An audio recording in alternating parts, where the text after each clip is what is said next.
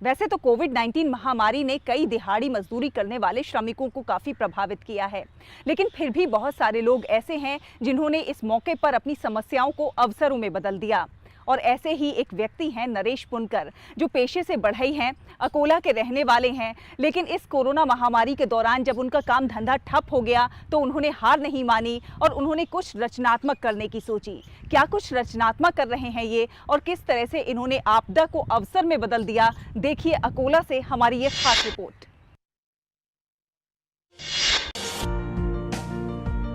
कोविड-19 महामारी के कारण जब कई दिहाड़ी मजदूरों की नौकरी चली गई, सब काम धंधे ठप हो गए, लेकिन ऐसे महत्वपूर्ण समय के दौरान भी कई लोग ऐसे थे जिन्होंने समस्या को अवसरों के रूप में देखा और देश के लिए अपने स्तर पर कुछ बेहतर करने की ठानी। और ऐसे ही एक व्यक्ति हैं महाराष्ट्र के अकोला जिले के नरेश पुनकर।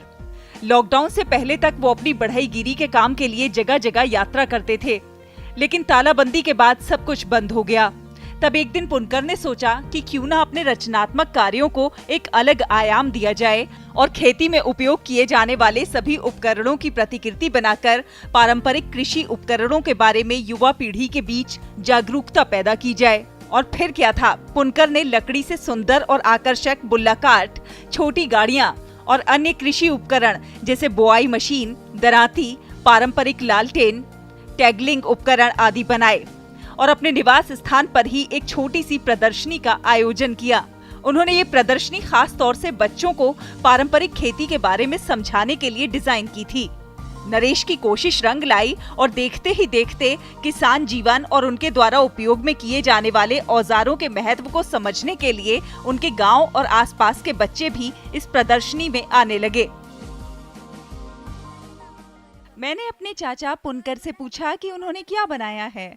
उन्होंने बताया कि ये खेती के लिए इस्तेमाल किए जाने वाले विभिन्न प्रकार के उपकरण हैं। उनके समझाने के बाद मैंने समझा कि किसान के जीवन में इन साधनों का कितना महत्व है। इन पारंपरिक उपकरणों को शिल्प करने के लिए पुनकर को 50 दिन लगे।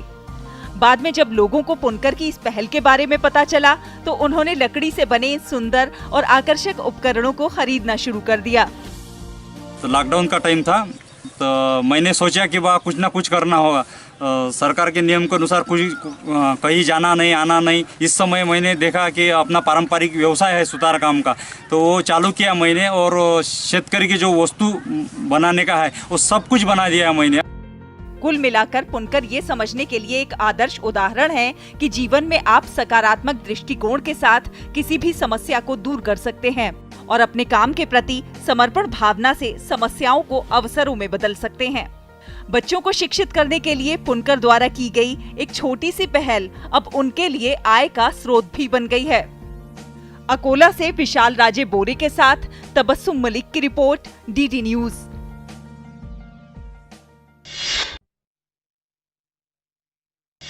कहते हैं कि दिल में अगर कुछ कर गुजरने का जज्बा हो तो कोई भी मुश्किल बड़ी नहीं होती, बस जरूरत है मेहनत और लगन के साथ काम करने की। आपको एक खबर दिखाते